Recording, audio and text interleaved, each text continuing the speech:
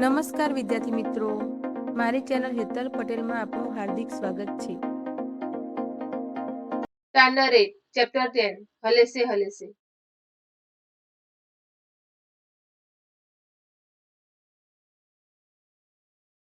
10 હલે સે હલે સે. કાવ્યના કવિ છે આદિલ મંસૂરી. પ્રશ્ન 1. કૌંસમાં આપેલા શબ્દોમાંથી યોગ્ય શબ્દ પસંદ કરીને કાવ્ય પંક્તિઓ પૂર્ણ કરો. 1. જહાજોની સંગાત ઘસડાય દરિયો અને ખડકોને છાતીથી ખાલી જગ્યા દોર્યું. તો જવાબમાં આવશે અફડાય. 2. સમયની ગુફાઓમાં પડઘાય દરિયો, મૂકો સંગ કાને તો ખાલી જગ્યા દોર્યો. તો જવાબમાં આવશે સંભળાય. 3. જરા પણ જો ખાલી જગ્યા કદી થાય દરિયો, તો નદીઓને પી જાય દરિયો. તો જવાબમાં આવશે તરસ્યું. 4. કદી બૂંદ રૂપે ટપકતો નભેથી, કદી ખાલી જગ્યા થઈને ઊંડે જાય દરિયો. તો જવાબમાં આવશે બાષ્પ. 5. કદી વિસ્તરે રણ સમંદરના દિલમાં, કદી રણની આંખોમાં ખાલી જગ્યા દરિયો. તો જવાબમાં આવશે ડોકાય. 6. ન રોકી શકે ડૂબનારને કોઈ, જગતમાં નકામો ખાલી જગ્યા દરિયો. તો જવાબમાં આવશે વગોવાય. પ્રશ્ન 2. નીચેના વિધાનોમાંથી ખરા વિધાન સામે ખરાની અને ખોટા વિધાન સામે ખોટાની નિશાની કરો. 1. હોડીઓ દરિયાને લઈને વહી જાય છે. તો જવાબમાં આવશે ખોટું. 2. દરિયો ટીપે ટીપે ઉમેરાય છે અને ખોબે ખોબે ઉલેચાય પણ છે. તો જવાબમાં આવશે સાચું. 3. દરિયો ઊંડાણમાં ક્યાંક નાય છે, તેનું ફીણ કિનારા સુધી આવે છે. તો જવાબમાં આવશે સાચું. 4. તમે ઝાડ નાખો તો માછલાની જેમ દરિયો પણ પકડાઈ જાય છે. તો જવાબમાં આવશે ખોટું. પ્રશ્ન 3. નીચેના પ્રશ્નોના ઉત્તર એક વાક્યમાં લખો. 1. દરિયો તરસ્યો થાય ત્યારે તે શું કરે છે? જવાબ. દરિયો તરસ્યો થાય ત્યારે આ પૃથ્વી પર વહેતી અસંખ્ય નદીઓ તે પી જાય છે. 2. કદી બાષ્પ થઈને ઉડી જાય દરિયો, આ કાવ્ય પંક્તિમાં વિજ્ઞાનની કઈ પ્રક્રિયાની વાત આવે છે? જવાબ. કદી બાષ્પ થઈને ઉડી જાય દરિયો, આ કાવ્ય પંક્તિમાં વિજ્ઞાનની બાષ્પીભવનની પ્રક્રિયાની અને જળચક્રની વાત આવે છે. 3. દરિયાને સૂર્યના કિરણો સતાવે છે ત્યારે તે શું કરે છે? જવાબ. દરિયાને સૂર્યના કિરણો સતાવે છે ત્યારે તે દોડી જઈને કિનારાની સૂકીબદ્ધ રેતીમાં સંતાઈ જાય છે. પ્રશ્ન 4. નીચેના પ્રશ્નોના ટૂંકમાં ઉત્તર લખો. 1. દરિયો જગતમાં ક્યારે વગોવાય છે? જવાબ. તોફાનના ભોગ બનીને દરિયામાં ડૂબી જનારા કે હાથે કરીને જોખમ ખેડીને દરિયામાં ઝંપલાવીને ડૂબી જનારા લોકો પોતે ડૂબી જાય છે ત્યારે તેમને કોઈ રોકી શકતા નથી. પરંતુ આ રીતે જ્યારે લોકો ડૂબી જાય છે ત્યારે દરિયો જગતમાં વગોવાય છે. 2. ખડકોની છાતીથી અફડાય દરિયો, આ કાવ્ય પંક્તિનો અર્થ સમજાવો. જવાબ. કાવ્ય પંક્તિનો અર્થ. દરિયામાં ઉઠતા તોફાન વખતે દરિયાના વિશાળકાય મોજા કિનારે આવીને કાળમીર ખડકો સાથે અથડાયા કરે છે. પરંતુ તે ખડકો મોજાના પાણીથી ભીંજાતા નથી, લાગણીવશ થતા નથી કે વિચલિત થતા નથી. ખડકો ઉપર એની કોઈ જ અસર થતી નથી. 3. દરિયાની વ્યાપકતા વિશાળતા માટે કયા કયા રૂઢિપ્રયોગો વપરાયા છે? જવાબ. દરિયાની વ્યાપકતા વિશાળતા માટે નદીઓને પી જનારો, રણની આંખોમાં ડોકાનારો, ગગનમાં ભળી જતો, કદીએ ન પકડાતો જેવા રૂઢિપ્રયોગો વપરાયા છે. 4. હલે સે કાવ્યમાં દરિયાને કઈ કઈ ક્રિયા કરતો દર્શાવ્યો છે? જવાબ. હલે સે કાવ્યમાં દરિયો હોડીઓને વહાવી જાય છે, જહાજો સાથે ઘસડાય છે, ખડકોની છાતીથી અફડાય છે, અથડાય છે અને સમયની ગુફાઓમાં પડઘાય છે, નદીઓને પી જાય છે, બાષ્પ થઈને ઉડી જાય છે, રણની આંખોમાં ડોકાય છે, ઊંડાણમાં નહાય છે, કિનારાની રેતીમાં સંતાય છે અને ક્ષિતિજે આકાશ સાથે ભળી પણ જાય છે. આમ દરિયાને અનેક ક્રિયાઓ કરતો દર્શાવ્યો છે. ટીટોડી અને સાગરની અધૂરી વાર્તા પૂર્ણ કરવાની છે.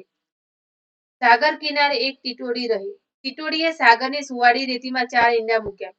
એકવાર ટીટોડી ખોરાકની શોધ માટે પોતાના ઈંડાથી દૂર નીકળી ગઈ. આ તકનો લાભ લઈ સાગરે ટીટોડીના બધા ઈંડા પોતાનામાં સમાવી લીધા. જ્યારે ટીટોડી પાછી આવી ત્યારે પોતાના ઈંડા ન જોયા. ટીટોડી આક્રંદ કરવા લાગી. દરિયાને પોતાના ઈંડા પાછા આપવા માટે વિનંતી કરવા લાગી. સાગર તો જળબંબાકાર, તેની પાસે તો અપાર જળરાશિ, તેને તો પોતાની વિશાળતાનું અભિમાન હતું, તે સાનો માને. ટીટોડીએ ટીટોડાને વાત કરી. ટીટોડાએ બધા પક્ષીઓને ભેગા કર્યા. એમાં પક્ષીઓનો રાજા ગરુડ પણ આવ્યો હતો. ટીટોડાએ પક્ષીરાજ ગરુડને બધી વાત કરી. ગરુડને ગુસ્સો આવ્યો. તે આખા સમુદ્રને શોષી લેવા તૈયાર થઈ ગયો. પણ અચાનક તેને ભગવાનની યાદ આવી. તેને વિચાર્યું કે સમુદ્ર તો ભગવાનનું નિવાસસ્થાન છે. તેને મારાથી શોષી શકાશે નહીં. ગરુડ ગયો ભગવાન પાસે. ગરુડે ભગવાનને કહ્યું કે ટીટોડીએ સમુદ્રના કિનારે ઈંડા મૂક્યા હતા. તે સમુદ્રએ પોતાની અંદર ખેંચી લીધા છે. ભગવાન તો ગરુડને લઈ આવ્યા સમુદ્ર પાસે. સમુદ્ર સામે આગ્નેયાસ્ત્ર તાક્યું અને કહ્યું, હે દુરાત્મા, ટીટોડીના ઈંડા પાછા આપી દે, નહીં તો તને સૂકવી દઈશ. સમુદ્ર ડરી ગયો. તેને તરત જ ટીટોડીના ઈંડા પાછા આપી દીધા. ટીટોડી રાજી થઈને ગાવા લાગી. વક તીતીતી, વક તીતીતી, વક તીતીતી. બધા પક્ષીઓ પણ રાજી થઈને પોતપોતાને ઘરે ગયા. પ્રશ્ન 6. હલેસે હલેસે કાવ્યના આધારે દરિયાનું વર્ણન કરો. જવાબ. મોટા મોટા જંગી જહાજોના વેગ સાથે દરિયો ઘસડાતો જોવા મળે છે. દરિયો કાળમીટ ખડકોની સાથે ક્યાંક અથડાય છે. દરિયો ગુગવાટા કરે છે ત્યારે તેના પડઘા સંભળાય છે. ઉનાળાની કાળઝાળ ગરમીના કારણે અને દરિયામાં આવતી ઓટને કારણે જ્યારે દરિયાનું પાણી ઓછું થઈ જાય છે ત્યારે જાણે કે એ તરસ્યો થઈ જાય છે. દરિયો એની તરસ છીપાવવા દુનિયાભરની નદીઓને પી જાય છે. વરસાદના ફુવારા રૂપે પડતો આ દરિયો સૂરજની ગરમીથી બાષ્પ થઈને ઉડી પણ જાય છે. વળી ઊંડાણમાં એક ક્યાંક નાહે છે ત્યારે તેનું ફિન કિનારા સુધી આવી જાય છે. દરિયામાં ડૂબી જનારાઓને કોઈ રોકી શકવાનું નથી, છતાં નાહકનો દરિયો જ વગોવાઈ જાય છે. ક્ષિતિજ પર નજર કરીએ તો દૂર દૂર ક્યાંક આકાશ સાથે દરિયો વળી જતો હોય એવું દેખાય છે. માછીમારો ગમે તેટલી જાળ નાખે પણ એમ કઈ દરિયો પકડાય ખરો? પ્રશ્ન 7. આ કાવ્ય પંક્તિનો અર્થ સમજાવો અથવા આ કાવ્ય પંક્તિનું ગદ્યમાં રૂપાંતર કરો. દરિયો મારો દોસ્ત દિલાવર, દરિયાનો સંગાત, મનમોજી મોજાઓ આપે પળ પળ એનો હાથ. કવિ છે સુરેશ દલાલ. પ્રસ્તુત પંક્તિમાં કવિ શ્રી સુરેશ દલાલે દરિયાની દોસ્તીનો મહિમા ગાયો છે. તેઓ કહે છે કે દરિયો એ તો મારો વિશાળ હૃદયવાળો, ખૂબ જ મોટા મનવાળો ઉદાર દોસ્ત છે. દરિયો પણ પોતાની રીતે પોતાની મસ્તીથી ઉછળે છે. કેવો મનમોજી છે. એના ઉછળતા મોજા મને એક નવી જ પ્રેરણા આપીને નિરંતર તેનો હાથ આપે છે, મને સહારો આપે છે. વાહ, કેવો દિલદાર દોસ્ત દરિયો. પ્રશ્ન 8. કાવ્ય પંક્તિનો અર્થ સમજી પ્રશ્નોના ઉત્તર લખો. અહીંયા રજની મહેતાની કાવ્ય પંક્તિ આપેલી છે. એના આધારે પ્રશ્નો પૂછેલા છે. તેના પ્રશ્નોના જવાબ આપણે લખવાના છે. 1. કિનારાને શું લાગી રહ્યું છે? જવાબ. કિનારાઓને લાગી રહ્યું છે કે અમે દરિયાને બાંધી દીધો છે. 2. દરિયાની લેનદેન કોની સાથે છે? જવાબ. દરિયાની લેનદેન ઊંચા આકાશ સાથે છે. 3. દરિયો મનમોજી છે એવો ભાવ દર્શાવતી પંક્તિ લખો. જવાબ. દરિયો મનમોજી છે એવો ભાવ દર્શાવતી પંક્તિ. પણ દરિયો તો પોતાનામાં ઉછળ્યા કરે. 4. દરિયાને વરસાદ ઉછીનો માગવો પડતો નથી એવું શા માટે કહ્યું હશે? જવાબ. દરિયો જ તો વરસાદનું મૂળ છે. કારણ કે સૂરજની ગરમીથી દરિયાના પાણીની વરાળ બનીને ઊંચે આકાશમાં ચડે છે અને તેનું વાદળ બંધાય છે. પછી હવાના દબાણ પ્રમાણે પવન સાથે આપોઆપ જ દરિયા ઉપર વરસાદ વરસે છે. તેથી જ કહ્યું છે કે દરિયાને વરસાદ ઉછીનો માંગવો પડતો નથી. 5. ખડકોને કેવા કહ્યા છે? શા માટે? જવાબ. ખડકોને કાળમીટ કહ્યા છે કારણ કે તે એક જાતનો ઘણો કઠણ અને કાળો પથ્થર છે.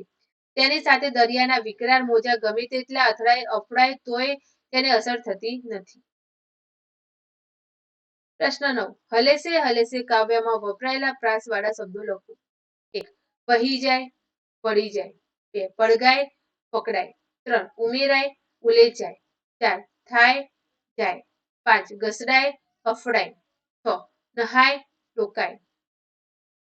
પ્રશ્ન 10. નીચેના શબ્દોની જોડણી સુધારીને અહીંયા લખેલી છે તે જુઓ. 1. દરિયો. 2. બૂંદ. 3. વિસ્તરે. 4. કિનારો. 5. દૂર. 6. ક્ષિતિજ. 7. સૂર્યકિરણ. 8. ડૂબનારા. પ્રશ્ન 11. નીચેના શબ્દ સમૂહ માટે એક શબ્દ લખો. 1. હોડી ચલાવવાનો ચાટવો. જવાબ. હલેસું. 2. થોડે થોડે બહાર કાઢવું. જવાબ. ઉલેચવું. 3. આગને પૃથ્વી આકાશ સાથે મળતી જણાય છે એ કલ્પિત રેખા. જવાબ. ક્ષિતિજ. 4. માછલા, પંખી વગેરે પકડવા માટેની જાળી. તો જવાબમાં આવશે જાળ. પ્રશ્ન 12. નીચેના શબ્દોને શબ્દકોશના ક્રમમાં ગોઠવીને લખો. તો 1 ના જવાબમાં આવશે જુઓ, આગ, ગગન, દરિયો, હલેસું. 2 ના જવાબમાં જુઓ, અફડાય, ઉમેરાય, ઉલેચાય, ઊંડી. 3 ના જવાબમાં જુઓ. રેતી, સતાવે, સંતાય, સૂર્ય. 4 ના જવાબમાં જુઓ. કદી, કરો, કિનારો, ક્ષિતિજ. પ્રશ્ન 13. આપેલા ફકરાનો તમારી પ્રથમ ભાષામાં અનુવાદ કરો.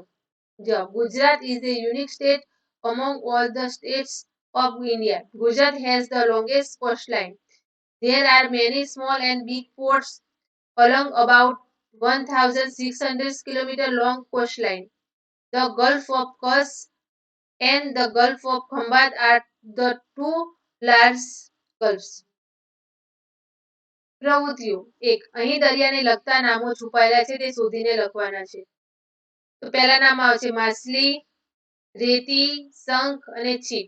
તો બાજુમાં આપેલા બોક્સમાં આપણે એ શબ્દો શોધીને નાના બોક્સમાં દર્શાવવાના છે.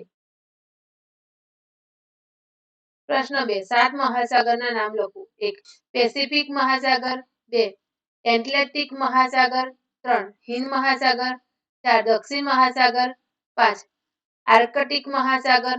6. ભૂમધ્ય સાગર. 7. કેરેબિયન સાગર. વિડીયો જોવા બદલ આભાર. આશા છે કે તમને વિડીયો પસંદ આવ્યો હશે. તો વિડીયોને લાઈક, શેર અને ચેનલને સબસ્ક્રાઈબ કરજો.